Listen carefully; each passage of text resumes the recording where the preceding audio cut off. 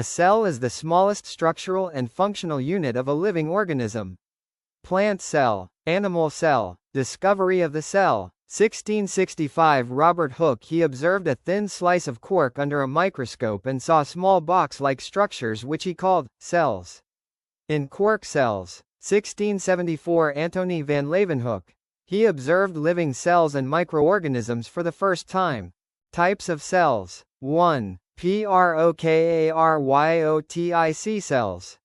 Simple and small, no true nucleus, no membrane-bound organelles. Example, bacteria. 2. Eukaryotic cells, larger and more complex, have a true nucleus, have membrane-bound organelles. Examples, plant cells, animal cells, fungi, protists.